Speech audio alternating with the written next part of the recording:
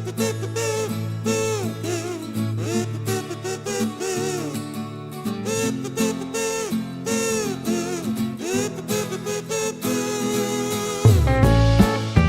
Students, कैसे हैं आप? स्वागत है आपका क्लास में। हम लेकर के आए हैं अध्याय नंबर 11।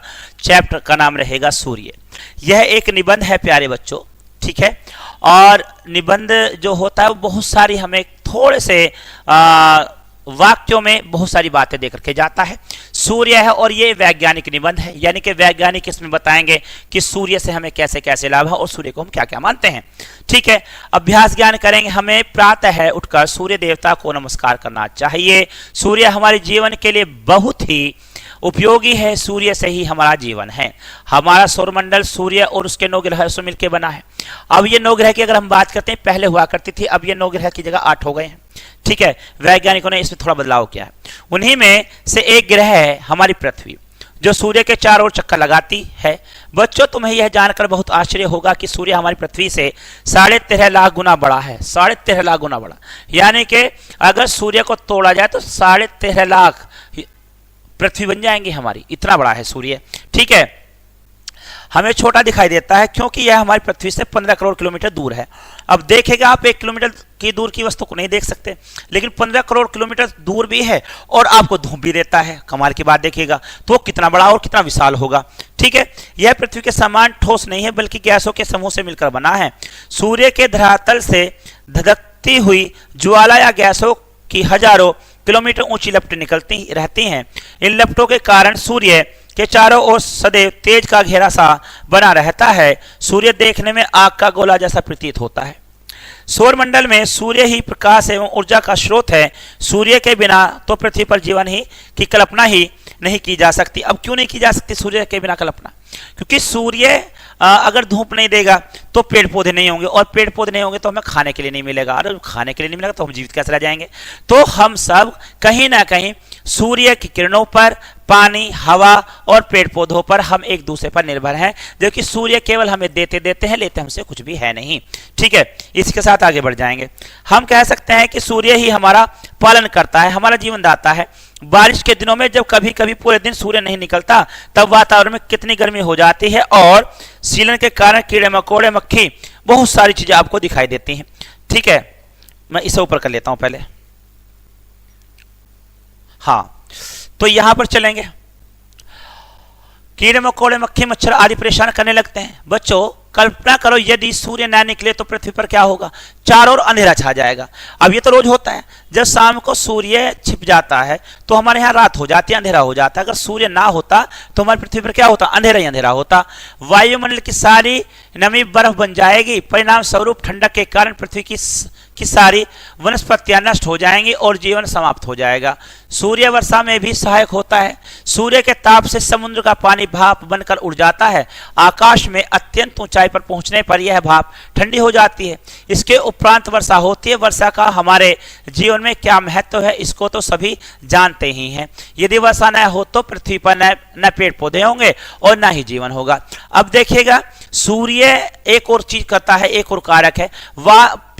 गर्मी से वाष्पीकरण होता है। वाष्पीकरण होता है, वायुमंडल में वाष्प जाती है, पानी जाता है। पानी ठंडा होता है तो क्या वाष्प ठंडी होती है, पानी का रूप लेते, पानी का रूप लेते धरातल पर गिरती है, तो बरसात के रूप में पानी आना शुरू हो जाता है, ठीक है। पेड़ पौधे पानी से, सूर्य के धूप में क्या करते हैं? अपना भोजन बनाते हैं, अपना विकास करते हैं। उनको हम खाक होकर के हम अपना जीवन चलाते हैं, ठीक है। इसी के साथ में सूर्य की फूल पत्तियों को रंग और रस प्रदान करता है। पत्तियां सूर्य के प्रकाश से भोजन बनाती हैं, वृक्षों को भोजन पहुंचाती हैं। वे हरे भरे रहते हैं। धूप से ही फसल तैयार होती है और मनुष्य शाक, सब्जी, अन्न, फल आदि प्राप्त करता है। यही कारण है कि सूर्य को अन्नदाता कहा जाता है। प्राचीन काल में ही नहीं, आज भी लोग सूर्य को देवता मानते हैं और पूजा करते हैं। कोणार्क का ऐतिहासिक सूर्य मंदिर विश्व प्रसिद्ध है। यह आपका उड़ीसा में है, ठीक है। तो वहां पर सूर्य मंदिर बनाया गया है उड़ीसा में, और यह प्रसिद्ध है पूरे विश्व में, ठीक है। इसी के साथ आगे बढ़ जाएंगे।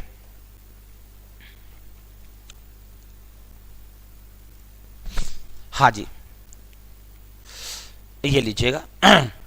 सूर्य की किरणें देखने में हमें सफेद प्रतीत होती, लेकिन वे सफेद नहीं होती, बल्कि उनमें लाल नारंगी, पीला, हरा, आसमानी, नीला और बैंगनी रंग होता है।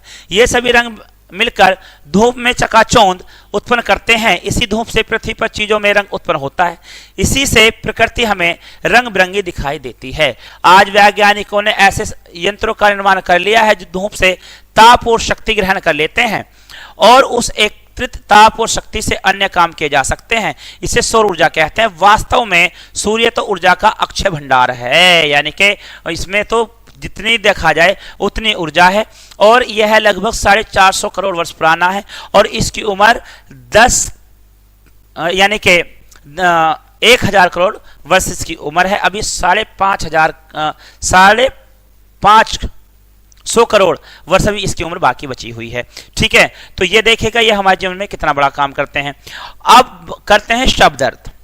ठीक है, शब्द अर्थ। सौरमंडल किसे कहा जाता है? तारामंडल को कहा जाता है।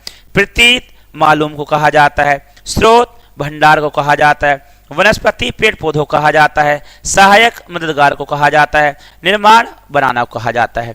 इसी साथ में धरातल सतह को कहा जाता है। ऊर्जा शक्ति को कहा जाता है। पालनकर्ता जीवनदाता को कहा जाता है। समाप्त खत्म को कहा जाएगा। उत्पन्न पैदा को कहा जाएगा और ताप नरमी को कहा जाएगा। प्यारे बच्चों, तो ये है आपकी जो है क्लास रही। सूर्य के बारे में आपने पढ़ा और समझा।